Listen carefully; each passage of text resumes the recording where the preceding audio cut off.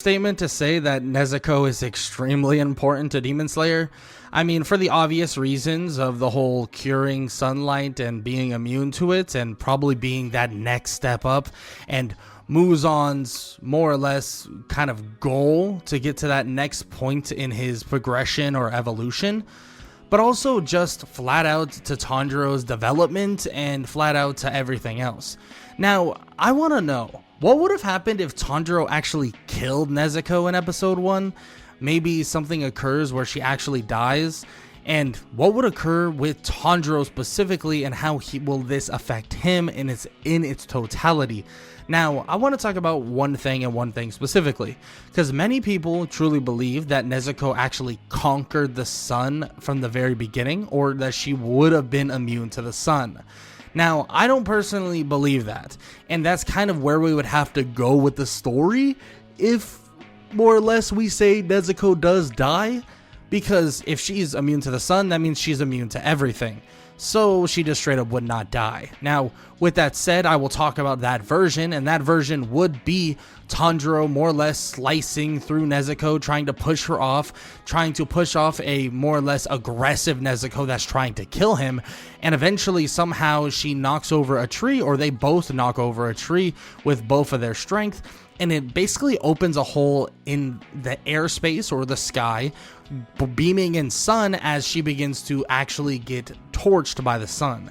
As she gets torched by the sun, he would quickly realize that Nezuko's being hurt and try to help her, but actually is unable to do so.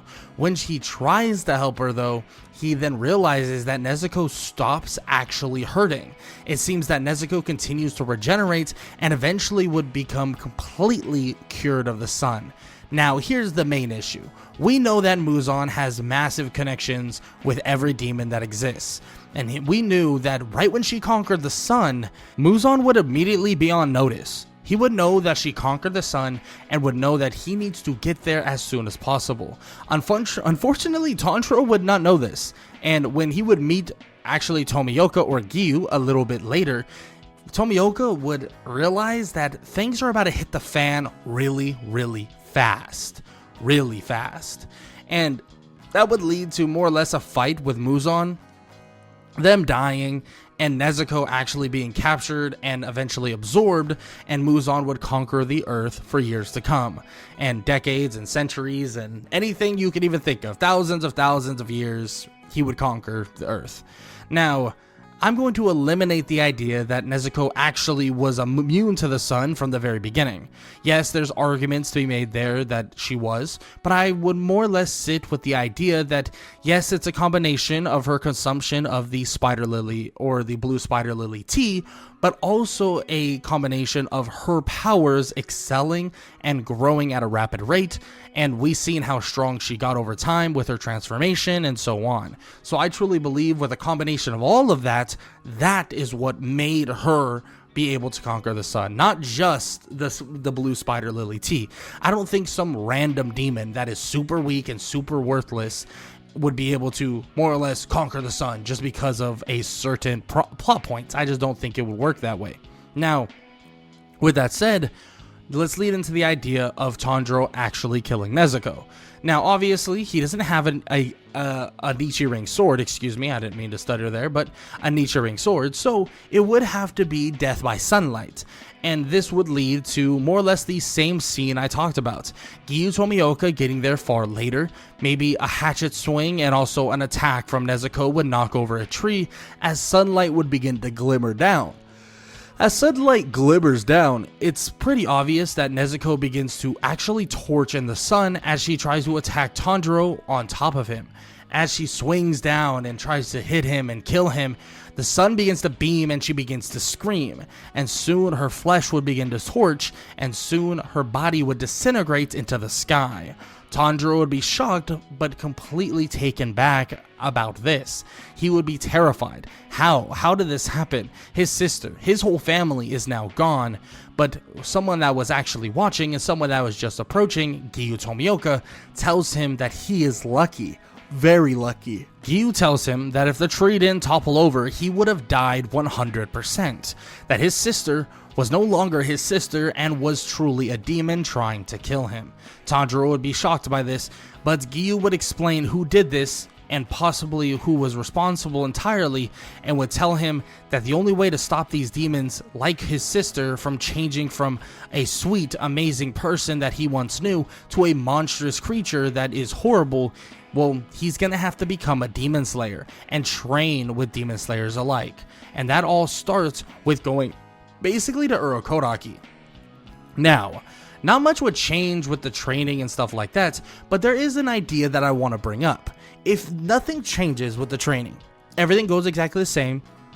He trains with Sabito and Makomo, learning to slice the boulder and eventually taking on the final selection. He would obviously make it out, killing the hand demon and so on. But here's the thing. We know that the swamp demon, the very first demon he fights, is a very difficult fight for Tanjiro, at least to a certain extent, because of the numbers advantage. And Nezuko actually helped him drastically in that fight.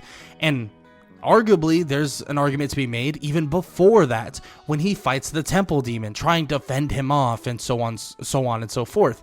There's multiple instances, the temple demon, the swamp demon, and many others, like Rui in the end of the fight, that we seen Nezuko actually play a ginormous part in the survival of Tanjiro. So the easy answer to what if Tanjiro killed Nezuko in episode 1 would be that Tanjiro would die. Tanjiro would be killed by one of these demons, either the temple demon off rip, which would be kind of a sad end. So I would assume that since he doesn't take as much time to go to Urokodaki, he would actually pass up on the temple demon, not actually dying or even fighting the temple demon, and meeting Urokodaki, and maybe the temple demon is made as a kind of lesson, and they kill the temple demon together. Now, the swamp demon is a totally different thing. We're assuming that Tanjiro would have to be stronger and better at this point to actually beat the swamp demon. And in this reality, he wouldn't be better and stronger. So he would die to the swamp demon, maybe suffocating in the waters below while he tries to save that young woman. Maybe just straight up dying to the swamp demon in general. These are definitely scenarios that could happen to Tanjiro. But I want to make this very clear, and I want to bring up this point. This is just one way that it could go. Another way that I was thinking, and personally what I believe, is that when you have extra motivation, when you lose the attachments that you so sought after, sometimes it would make you work even harder. Maybe Tanjiro seeing his sister die in front of him and knowing who exactly is the person that is responsible, knowing that they need to be stopped, knowing that his family needs to be avenged, that he doesn't have light at the end of the tunnel anymore, only darkness that he needs to slice through. This might give him even more motivation, even more so that he would train harder, get better, and actually take things even more seriously than ever before. Maybe even make him a better demon slayer in general because of his severed connections. Now, these are just ways that I personally think it could occur. Maybe he even takes more out of the Urokodaki training, leading to him being better equipped to utilize water breathing. Maybe he just flat out is better because of it. Better swordsman to balance out the fact that he no longer has Nezuko. Now, from here on out, everything goes very similar. Now, we're talking about defeating the swamp demon, leading to him to eventually taking on the drum demon, in which that's when he would meet both Inosuke and Zenitsu. And this arc would go exactly the same, if not just a little bit better in the favor of Tanjiro. And the main thing for that is, obviously, Nezuko wasn't really involved at all. It was just a plot point where Inosuke wanted to kill the thing in the box, or the demon in the box, and Zenitsu wanted to protect it. Now, this would maybe put a little bit of ripples in terms of the friendship that they eventually make, but still, their friendship would still blossom because that's just kind of how Tanjiro is. Maybe Tanjiro would use them as fuel for himself to get better and stronger as well. Now, these are things that I have, at least in mind, just in terms of the things that would normally occur. Now, you could talk about the meeting with Lady Tamayo, and also the whole meeting with Muzan. He wouldn't fight Muzan. He knows the risks of fighting Muzan, and he knows how that fight would truly go. Now, he would actually have to fight 2 extra demons against or with Lady Tamayo, but I actually don't see this being that big of an issue. Now, you might be thinking, well, Nezuko played a huge role in that, and I do agree, but I think Lady Tamayo and Yushiro would understand that they need to get involved a little bit sooner than normal. I know I'm talking about this a little out of order, but I want to make sure I get all of my facts straight, and I want you guys to understand where I'm coming from in terms of everything that Nezuko truly affects, and she would definitely affect it. Now, I think they would definitely still seek out a cure. I mean, a cure would mean that they can defeat Muzan entirely. So that's something that would definitely be a major thing that they want to get into. A major thing they want to do is find a cure or at least an antidote that would stop the demons entirely. Because if they are able to stop the demons, well, then there's peace all around. Now, the fight with Rui is a very tricky one. I think it's easy to say that Tanjiro would die here, because without Nezuko, Rui would be a massive issue, and we've seen that. We saw how much Nezuko meant to that fight, and how she pushed Tanjiro to that next level. We would have to assume that a Hashira would somehow save them, or a Hashira would somehow come and more or less help them drastically enough that they could more or less help Tanjiro and kill Rui themselves. Now, this is where it gets a little bit tricky for me, because I don't want to just end the video here. I do think Tanjiro dies to Rui here. I don't think there's any way around that, and I think he does die here fair and square. And unfortunately, well, for Muzan, he doesn't get immortality at all, and would have to wait probably another hundreds of years, and 100, 200, 300, 400 years. I have no idea. Something crazy. But just for argument's sake, let's continue on with the different arcs that could occur. Now, we know that there's a training arc, and maybe Tanjiro takes things even more seriously and actually gets stronger and faster and better than normal, or the normal canon. And this would lead to a battle with Enmu. And you might be thinking, oh well, why don't you just go straight to Akaza? Enmu wasn't really that big of an issue. But Enmu was a pretty damn big issue. And the reason why Tanjiro even really woke up in the first place was because of Nezuko. Yeah, Nezuko. And that was, or she was the first signal that what he was seeing was not real. So she's a massive part in the Mugen Train arc, and the fact that she's not there is a very, very big deal. Yes, there's a chance that he gets out, and he saw visions of his father, and he saw this, and he saw that, and there's a chance he wakes up. Maybe there's a chance that he sees his sister, and somehow the connection there wakes him back up, and now he's back up, and be able to awaken Rengoku and help Inosuke and Zenitsu. I just don't really think it's a good thing. I don't think it's an idea that would actually occur.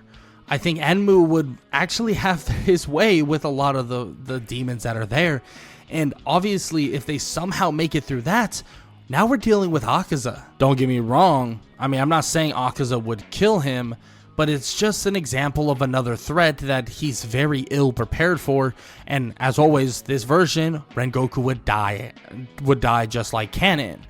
Now, we can continue on, talk about how, well, Akaza runs away, and somehow, doesn't get killed by sunlight, and so on, and this would lead to the Entertainment District arc. But here's the thing about the Entertainment District arc. Nezuko plays a pretty big role in that arc as well, and it kind of puts into perspective how important she truly is. Nezuko in the Entertainment District arc practically saves Tanjiro from Daki. Yeah, because Daki was obliterating the kid. She was messing him up, especially after he got exhausted and tired. And yes, they were going toe to toe for a while, but Nezuko was definitely, her ascension into demonhood, or ascension within demonhood, was a big reason why they were able to actually survive the Entertainment District arc, at least until more or less Tengen was able to take over, and then everything else, we all know what happens in the Entertainment District arc. It kind of, goes on as normal. But Nezuko not being there could lead to Tanjiro dying to Daki. Really, it's that serious of an issue if Nezuko isn't there. Nezuko is a big part of this story, and me and my friends actually joke around sometimes about how Nezuko is basically the main character, that she was the whole reason why Tanjiro lives. And if you kind of place him in a different anime, you kind of need to bring Nezuko with him for it to be kind of a balanced effect. So I want to just kind of wrap this up, because a lot of this was a lot of me basically proving why Nezuko is super important to the story. But I want to talk about why this is really the case. Nezuko is more or less the sidekick that Tanjiro needs for every battle. Is the sidekick that he needs to actually transcend through the more or less stages of being a demon slayer. And that's the whole reason why Nezuko truly exists, and the whole reason why Nezuko is truly there. Demons are inherently stronger than humans. We've seen that over and over again, and the very couple episodes when he takes on the Swamp Demon, we see that firsthand. How Nezuko is obviously stronger than Tanjiro. That at least at this point, she is way stronger than him and is a large benefit for him. And at the end of the day, it's kind of like that family help that Tanjiro truly needs at this moment, his sister still being around. Now, if Nezuko died in episode 1, yes, it could be easy of me to say that Tanjiro just loses, dies. But we also could get, and possibly could get, a darker Tanjiro. A darker, less happy, and go-lucky Tanjiro. And that's a whole nother idea in itself. Tanjiro would not have the effect he normally has on some of the people all around him, but it could make him a stronger and better demon slayer. Maybe, right? But there's no guarantee to say that Tanjiro being a darker and more kind of brooding person would actually make him a better demon slayer. It could affect him emotionally, in his own head, and so on and so forth. It could do worse than actually help. You don't know for sure, and none of us truly know, but I would actually like to know what you think in the comment section below. I just don't think Tanjiro would have a very easy time if Nezuko, or if he killed Nezuko in episode 1. If Nezuko was not there to help him, there's a lot of things that would go extremely wrong for Tanjiro, and unfortunately, he just would not be able to make it. And maybe in the future I'll make a video about this, but I want to send you off on this. And we talked about this a long time ago. If any of you know the Rising of the Shield Hero anime, there's these 4 heroes that get summoned to it. And I have a future video coming out, probably not in the Shield Hero anime, but it would be what if Tanjiro was the sword hero. But if you put all of these heroes, and you put competent heroes, and you allow Tanjiro to be the sword hero, but you put other competent heroes that use a bow, a spear, and also a shield, you would realize very quickly that Tanjiro isn't as strong as you think, especially without Nezuko. He's not the swordsman you really think he is. Yes, he is technical and very good in technique, but in terms of power scaling a demon slayer, it would be a scary thing for a human on his own not to have his baby sister, who is a very, very strong demon, by his side. So I'd like to hear what you guys think about this what if, what you think would have happened if Tanjiro actually killed Nezuko in episode 1, and how you would have approached actually bringing this to life, and what you think truly would have occurred if this did happen. With all that said, I hope y'all enjoyed the video. I hope y'all had some amazing holidays. I know this is probably coming out sometime in January, like early January. But I hope you guys still had some good holidays and a happy new year. And I hope y'all enjoyed the video, like I said. And I hope all y'all have an amazing day. Later.